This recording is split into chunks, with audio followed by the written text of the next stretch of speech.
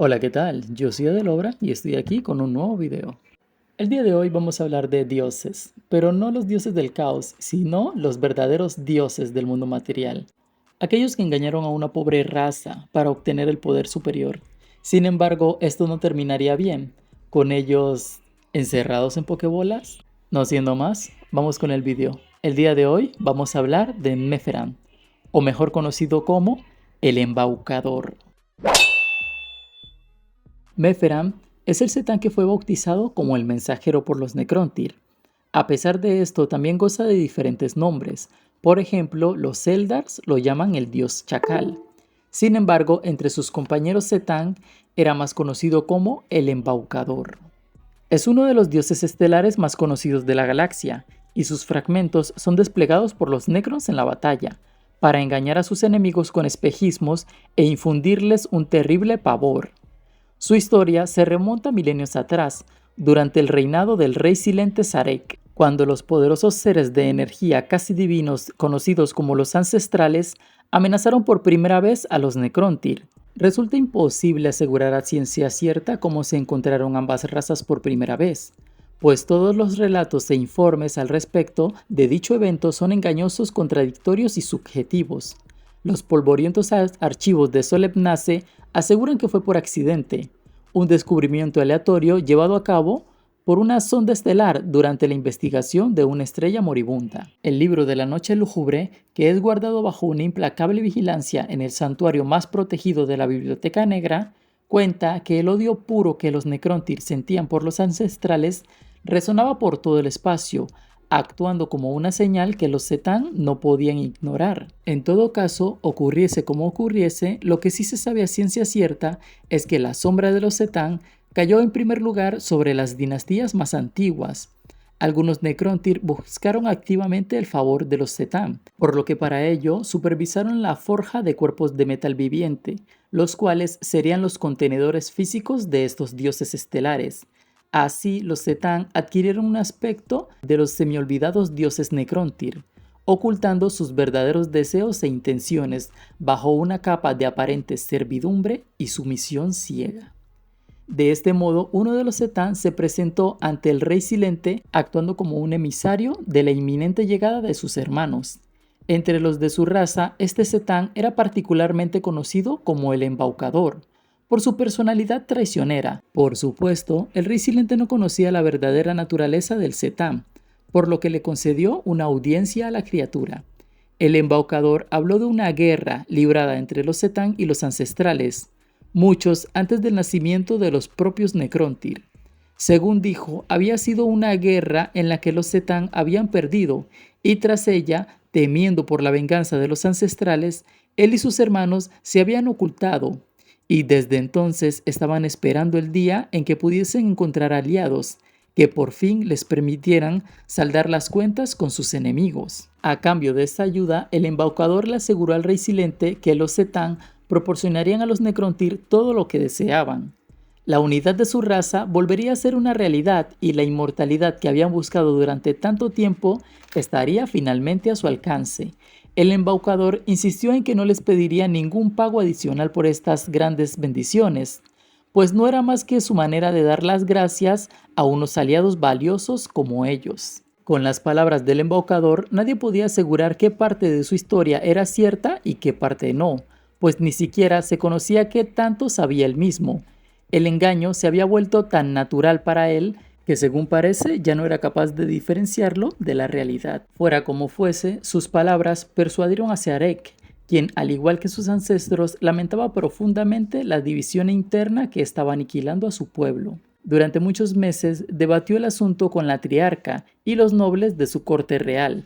A lo largo de todo el proceso, la única voz en contra fue Orican, el adivinador, el astrólogo de la corte, prediciendo que aquella alianza traería sin duda una era de renacimiento y gloria, pero que también destruirá para siempre el alma del pueblo Necrontyr. Aún así, el deseo y la ambición superaron rápidamente la cautela, y la profecía de Orican fue lamentablemente despreciada. Un año después de que el embaucador presentara su propuesta, la triarca la aceptó, y de este modo condenaron a toda su raza por los siglos de los siglos. Tras sellar el pacto entre los Necrontyr y los Setán, los dioses estelares revelaron por fin la forma que tomaría la inmortalidad, y así comenzó la llamada biotransferencia. Colosales biohornos rugieron día y noche, consumiendo los débiles cuerpos y la carne de los Necrontyr y reemplazándolos con resistentes formas de metal viviente.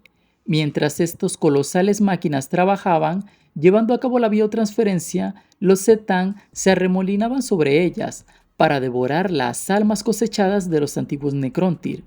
Con los Setán y los recién nacidos Necrons luchando codo a codo, los ancestrales estaban ahora condenados a la derrota. Los Setán, energizados gracias a la fuerza vital que habían absorbido de los antiguos Necrontyr, se volvieron casi imparables, liberando fuerzas más allá de toda comprensión. Hubo planetas arrasados, soles extinguidos y sistemas solares devorados por agujeros negros generados por los poderes que tenían aquellos dioses estelares para deformar la realidad. Y cuando las legiones Necrons se abrieron paso por fin al interior de la telaraña, cayeron sobre los ancestrales en cada rincón de la galaxia. También pusieron bajo asedio las fortalezas de los aliados de los ancestrales, cosechando la energía vital de sus defensores para alimentar a sus amos Setán. Finalmente, acosados tanto por los Setán como por los nocivos poderes de la disformidad que ellos mismos habían liberado por error, los ancestrales fueron derrotados, quedando esparcidos en pequeños grupos y siendo finalmente exterminados por completo.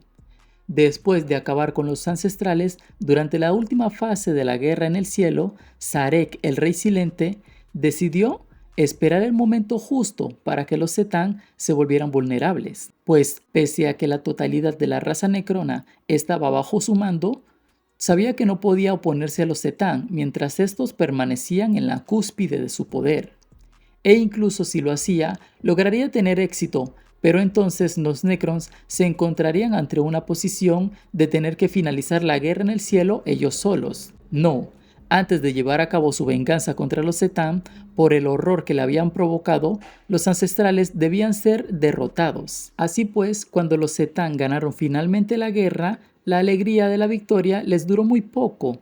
Con uno de sus odiados enemigos finalmente derrotado y el otro agotado tras la batalla por la victoria, el rey silente decidió que por fin era hora de iniciar la revuelta de los Necrons. En su arrogancia, los Setán no se dieron cuenta del peligro hasta que fue demasiado tarde. Los Necrons concentraron las inimaginables energías del universo viviente, creando armas demasiado poderosas incluso para los Setán. Sin embargo, los Setán eran criaturas inmortales, nacidas de las estrellas, por lo que eran parte del mismísimo tejido fundamental de la realidad, y por lo tanto eran casi imposibles de destruir. De este modo, lo que ocurrió fue que los Setán, en vez de morir, quedaron destrozados en miles de fragmentos. Sin embargo, aquello no era suficiente para el rey silente, y de hecho, él ya sabía que la completa aniquilación de los Setán era imposible. Así que había trazado sus planes de acuerdo con esto. Cada fragmento de los Setán fue encerrado en un laberinto teseráctico, como si fuera un genio en una botella. Aunque el coste de la victoria había sido elevado, millones habían sido destruidos y como consecuencia de la rebelión, incluido la triarca, excepto el rey silente. Y los Necrons habían conseguido volver a ser dueños de su propio destino. De los fragmentos del embaucador tenemos que al ser parte del maestro del recelo y de las mentiras, atrapan a sus enemigos en una red de espejismos y les llevaría a su condenación. La realidad y la percepción no son más que juguetes para estos fragmentos divinos, que prefieren el engaño y las evasivas a la fuerza bruta, pues se regocijan haciendo que sus enemigos se vuelvan unos contra otros y disfrutan viendo la desesperación antes de aplastar a sus débiles cuerpos. Las mentiras preferidas por este fragmento han sumido sistemas enteros en guerras civiles devastadoras y hasta han proporcionado la extinción prematura de especies enteras. Así, desde la tercera y la quinta edición, el embaucador fue considerado el más activo de los 4 Setán supervivientes a la guerra en el cielo, y es el responsable de la conspiración para conquistar la galaxia, con la ayuda de los otros 3, que son el Portador de la Noche, el Dragón del Vacío y el Extraño. Y hasta aquí el video de hoy. Ya sabes que yo soy Edelobra y si quieres saber más, no olvides suscribirte.